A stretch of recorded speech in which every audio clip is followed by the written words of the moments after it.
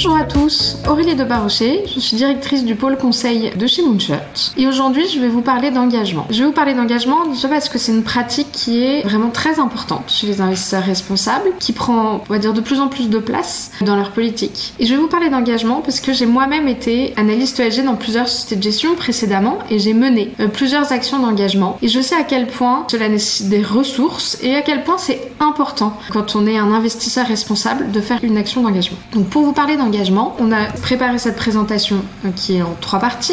Première partie sur qu'est-ce que l'engagement, pourquoi l'engagement est importante. Une seconde partie sur les bonnes pratiques de l'engagement dans les sociétés de gestion, je vais donner plusieurs exemples. Et enfin, une dernière partie sur les clés d'un engagement réussi. Si on s'arrête sur la première partie, qu'est-ce que l'engagement? Avant de rentrer dans la définition précise, il faut bien comprendre pourquoi l'engagement est important. Alors l'engagement aujourd'hui va être utilisé par de nombreux investisseurs pour compléter des politiques un peu spécifiques. Des politiques d'exclusion climat, des politiques de suivi des controverses. Parce que l'engagement va permettre de continuer parfois à financer des entreprises, même quand elles sont potentiellement sur des listes d'exclusion. Par exemple, si je prends l'exemple du charbon, on peut avoir une entreprise qui a encore des capacités charbon et qui devrait être sur une liste d'exclusion, mais qui, parce qu'elle a très bien entamé sa transition, c'est qu'elle a mis beaucoup de moyens en face pour fermer ses capacités de charbon, mais on va s'engager avec elle pour qu'elle continue dans cette transition et on va avoir une phase intermédiaire où on va pouvoir continuer parfois à la financer parce qu'on va vouloir l'aider à améliorer ses pratiques. Donc finalement,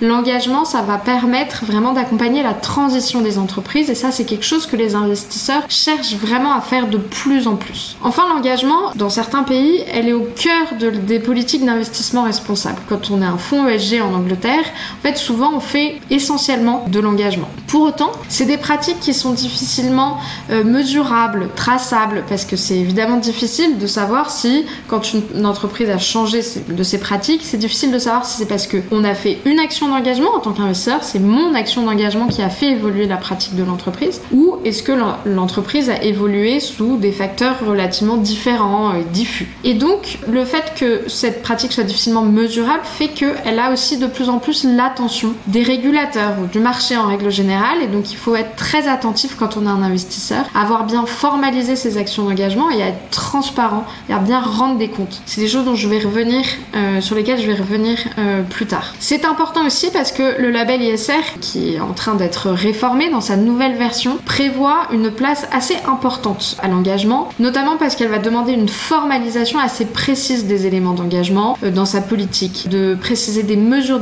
d'escalade, j'y reviendrai aussi. Et enfin, il faudra faire un rapport d'engagement. Le label ISR a aussi étendu le périmètre sur lequel on doit aujourd'hui mener des actions d'engagement quand on est un fonds labellisé ISR, j'entends. Donc il y a plusieurs points, mais il y a notamment le fait de devoir s'engager avec des entreprises qui seraient investies par le fonds, bien sûr, des entreprises qui sont sous forte vigilance en matière climatique. Tous ces éléments font que l'engagement est vraiment quelque chose de clé aujourd'hui. Alors, quand on parle d'engagement, on parle de quoi? Parce qu'on peut parler de choses relativement différentes. Le premier point, c'est que l'engagement désigne l'ensemble des actions que va mettre en œuvre un investisseur pour influencer, pour améliorer les pratiques de durabilité des entreprises. L'engagement repose donc sur la capacité d'influence d'un investisseur. Ça, c'est un point important. Une action d'engagement aujourd'hui, pour avoir, entre guillemets, toute son influence, doit être menée en prenant en compte l'ensemble des encours d'une société de gestion. Donc, je m'explique. Pendant longtemps, on a cru ou dit que l'engagement était essentiellement un engagement actionnarial, qu'on le faisait au nom de ses actions. Parce que c'est vrai, quand on détient une action, on est au capital d'une entreprise, donc d'une certaine manière, on est propriétaire de l'entreprise, donc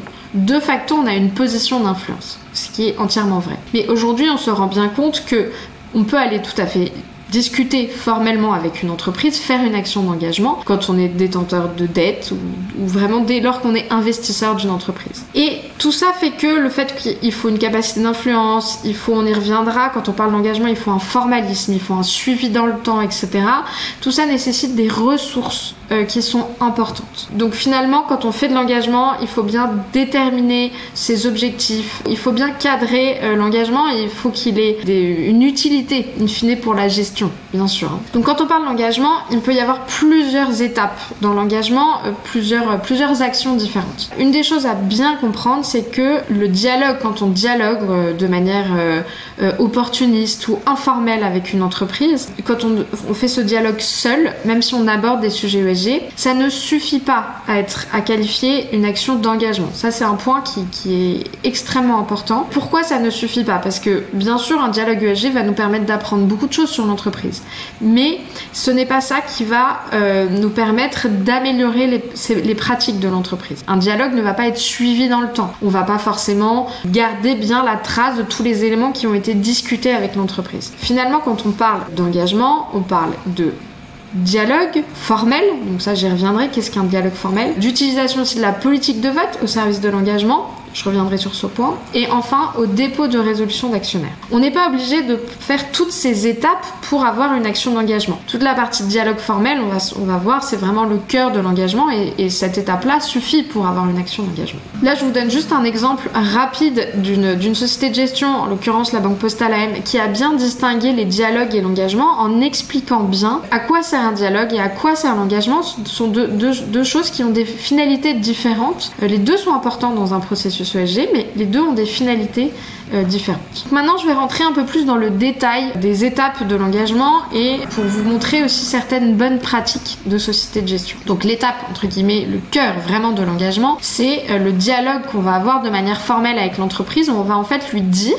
qu'on souhaite qu'elle améliore ses pratiques sur des points précis. Donc, l'engagement, déjà, a bien un angle déterminé et on doit informer l'entreprise, bien sûr, de ce qu'on attend d'elle. Et donc ça passe à travers une lettre d'engagement, le plus souvent, et dans laquelle il faut bien dire ce qu'on attend, mais il faut aussi déterminer des étapes, des dates, enfin un calendrier avec des étapes intermédiaires, prévoir des points réguliers, et ce qui est très très important aussi, et ce qui est de plus en plus demandé aujourd'hui par les régulateurs, par le marché, etc., c'est de prévoir des mesures d'escalade. C'est-à-dire quand l'entreprise n'avance pas au rythme qu'on avait prévu ou qu'on avait demandé, de vraiment commencer à montrer son opposition de manière assez formelle. Donc soit par des votes, j'y reviendrai tout à l'heure, des dépôts de résolution, ou peut-être de commencer à désinvestir, même de manière partielle, une entreprise. C'est aussi très important, évidemment, en termes de bonnes pratiques, de bien expliciter tout ça dans une politique d'engagement. Donc là, ici, la Banque Postale AM, vous le voyez, a bien explicité ce que signifie pour elle le dialogue renforcé, ce qu'elle peut faire comme action publique,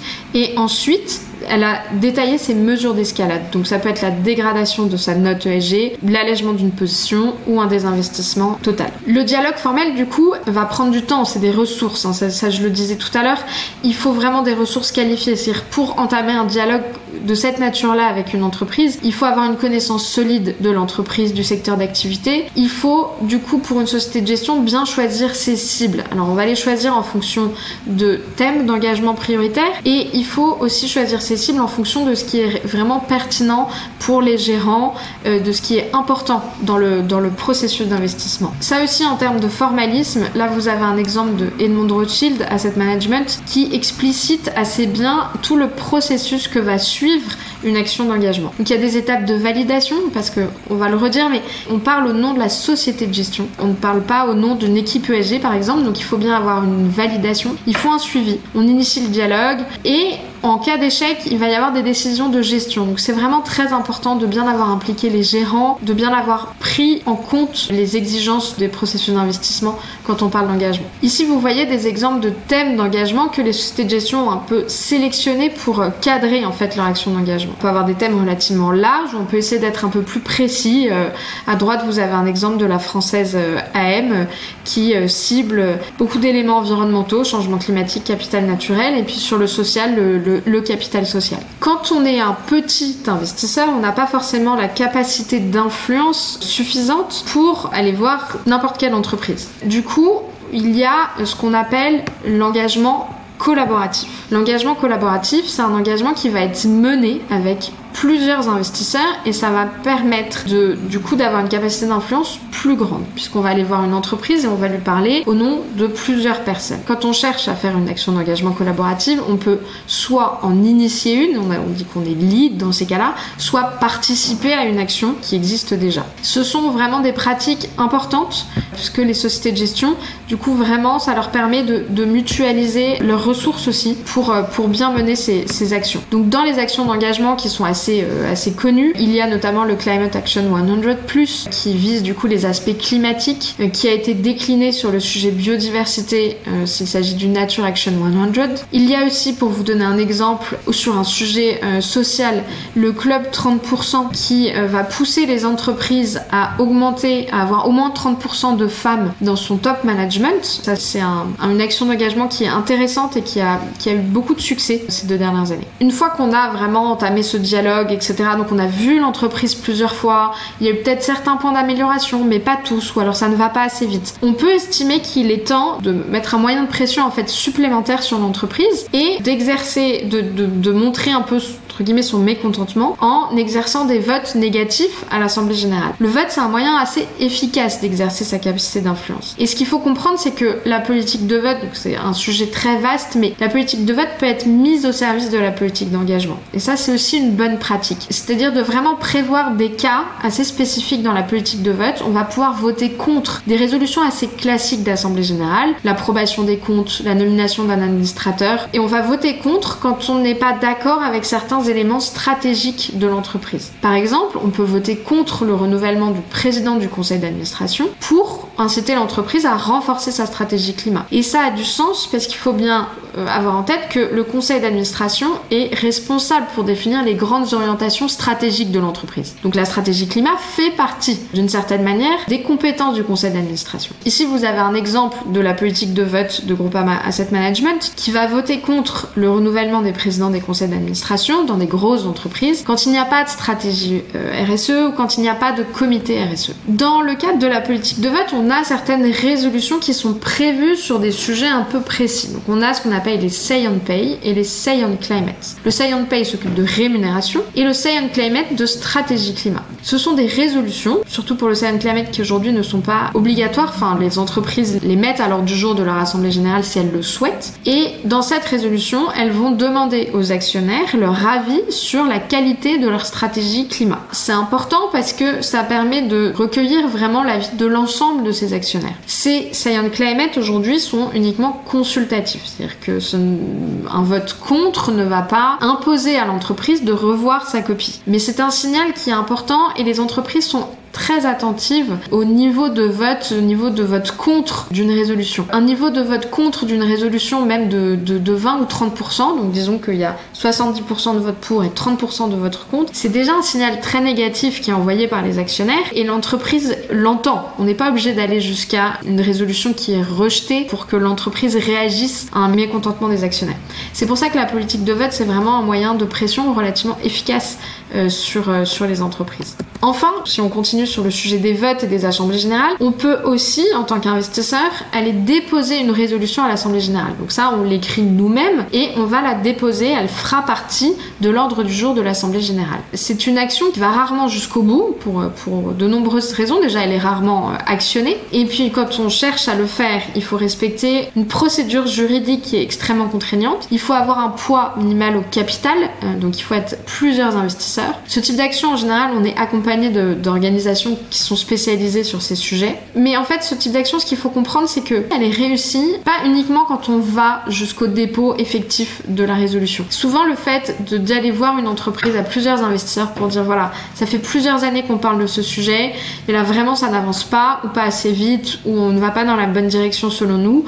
Donc là, on dialogue depuis longtemps, là on n'a plus le choix, on va déposer une résolution à l'Assemblée générale. Quand l'entreprise entend ça, dans la plupart du temps, elle réagit, elle se rend compte que là, les investisseurs veulent réellement aboutir à quelque chose, et donc ça arrive que du coup le dialogue soit un peu renforcé, remis sur les bonnes rails, et que finalement on aboutisse à quelque chose, à un compromis, avant même de devoir réellement déposer la résolution. Donc finalement, envisager le dépôt de résolution, c'est déjà un levier important dans une action d'engagement. Donc voilà, là je vous ai présenté les différentes étapes de l'engagement, les différents moyens. Maintenant, qu'est-ce que signifie un engagement qui a réussi? Donc évidemment, un engagement réussi, c'est un engagement qui a permis de faire changer les pratiques de l'entreprise. Mais qu'est-ce que c'est qu'un engagement réussi pour une société de gestion en termes aussi de formalisme et de transparence? Ça c'est un point vraiment qui est qui est important. Un investisseur, quand il va aller voir une entreprise pour lui faire changer ses pratiques, va toujours lui demander finalement plus de transparence. Donc quand un investisseur fait des actions d'engagement, d'une certaine manière, la moindre des choses, c'est d'être transparent sur ses propres actions d'engagement. On l'a compris, on l'a dit, c'est difficile d'être extrêmement précis dans la mesure de la réussite d'une action d'engagement, mais pour autant, c'est quand même possible d'essayer de suivre les points, de tracer, d'estimer si les dialogues ont été fructueux ou non. Donc là, vous avez un exemple de Sycomore Asset Management qui va